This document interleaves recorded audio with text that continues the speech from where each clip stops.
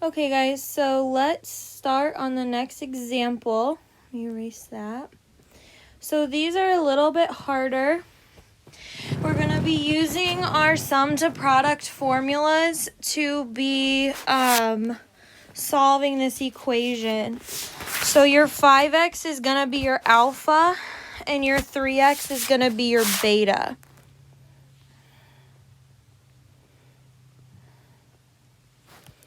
Okay, so reference your formula, the correct formula. This is sine alpha plus sine beta. So the formula for that is 2 sine alpha plus beta divided by 2 times the cosine of alpha minus beta divided by 2, and that's equal to 0. So we've got 2 sine of, that's 8x divided by 2, which is 4x, cosine 2x divided by 2, which is just x, equals 0. So we've got cosine x equals 0, and we've got 2 sine 4x equals 0. Now this is when it gets a little bit tricky. This piece is really easy. We know where cosine x is equal to 0. That would be where x is equal to 0 and x is equal to pi. Easy peasy. Now, 2 sine 4x. This would be sine 4x equals 0. I just want to rewrite it for you. Sine 2 times 2x equals 0. We need to use a double angle formula here because we're not going to be able to solve one without it. So if you flip back to your double angle formulas on the first page, sine 2 theta is equal to 2 sine theta cosine theta. So our theta here is actually 2x. So this we're going to actually have to rewrite like 2 sine 2x cosine 2x equals 0. Now, we still have to insert 2 double angle formulas because we still have a 2x and a 2x instead of an x and an x. So, again, sine 2x would be 2 sine x cosine x. So this would be 2 times 2 sine x cosine x. And then remember, and you should be looking at the front page or in your book, for cosine 2 theta or for cosine 2x, there's a few different ones. I'm actually going to use the one that is 2 cosine squared x minus 1.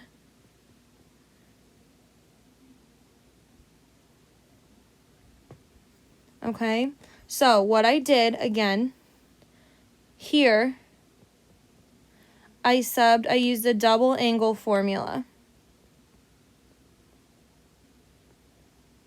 Here again, I used 2 double angle formulas. Okay, now, so I have 4 sine x cosine x, and then I have 2 cosine squared x minus 1 equals 0. So I have 1, 2, 3 pieces that I need to set equal to 0 here. So I have 4 sine x equals 0, which means sine x equals 0. We know where sine x equals 0. We know that it's at pi over 2.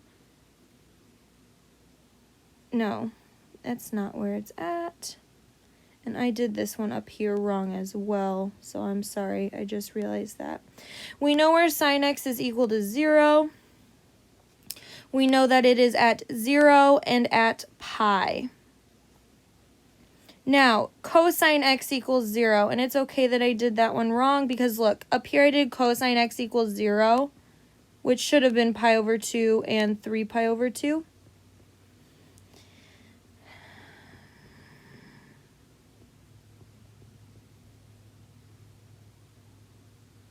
There are 2 more answers. There was the second piece. Now this third piece is just a bit more complicated. 2 cosine squared x minus 1 equals 0. I need to get this cosine squared x by itself. So I add 1 to both sides first. Equals 1. Now I'm going to divide by 2. So I have cosine squared x equals a half. Well, it's squared, so I need to take the square root of both sides. So cosine x equals plus or minus the square root of a half. Well, remember guys, square root of a half is the square root of 2 over 2. So cosine x is equal to plus or minus root 2 over 2. Because if I would rationalize 1 over root 2, I would get square root of 2 over 2. Okay? So those are all of my pi over 4 angles. So I get pi over 4, 3 pi over 4, 5 pi over 4, and 7 pi over 4. So just note, total, we have 1, 2, 3, 4, 5, 6, 7, 8 different solutions. So when you would graph this, here's our equation. When you would graph that on Desmos or on a graphing calculator, this graph would cross or touch the x-axis 8 different times at those 8 places in that interval. Okay? All right, so pause me, but I have to erase because I went out of my area. So we're going to try this one, and we're not actually going to be able to finish it, and I'll explain why in a second.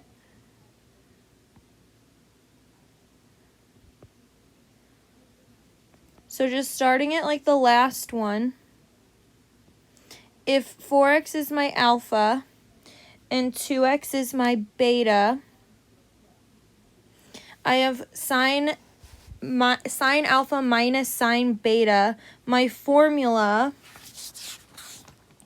for that is 2 cosine alpha plus beta divided by 2 times sine alpha minus beta divided by 2 equals 0. Now, this is 2 cosine. 4x plus 2x is 6x, divided by 2 is 3x. And then 4x minus 2x is 2x, divided by 2 is x. Now, if I was running class in a regular way, in class we would have derived the formulas for these we would have derived triple angle formulas, but I skipped that because of this remote learning. So we did not learn this formula right here. So we're going to stop there. Just know there's a certain formula for that. It is in your book, but I am going to skip that.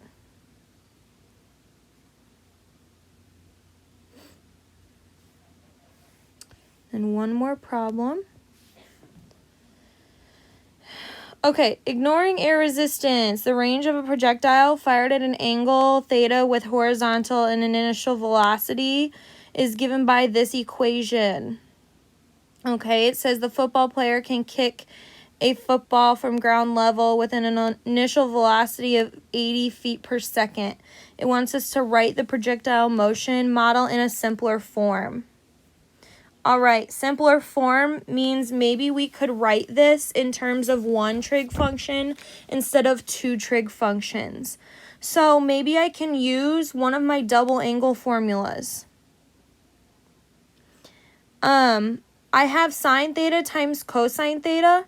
If I only was multiplying it times 2,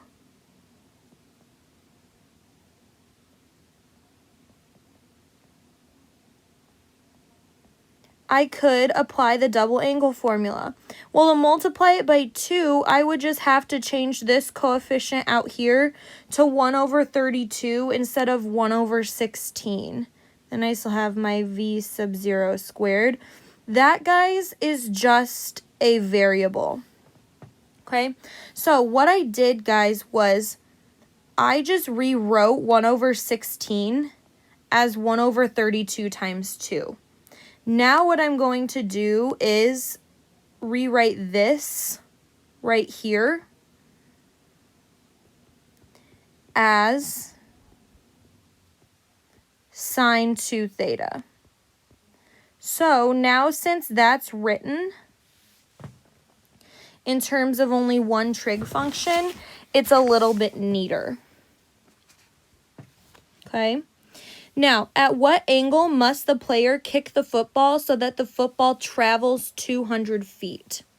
So we want the football to travel 200 feet. So R, we want to be 200 feet. We know V sub 0 is 80 because they gave that to us. Sine 2 theta. Now, if you do 1 over 32 times 80 squared on your calculator, you actually get 200, so that works out quite nicely. So if we divide by 200 on both sides, we would get 1 equals sine 2 theta. Now, sine is equal to 1 at pi over 2. Now all we have to do is get theta by itself, so we would divide by 2. So theta is equal to pi over 4. And usually when we're talking about application problems, if we're talking about football to a football player, they're not going to understand radians when we're talking real life. So we're going to say that you want to kick the football at a 45-degree angle to make it go 200 yards. Alrighty guys, so for your homework too, I want you to skip this 27 to 31 odds as well. So skip that. And then that is it for 7.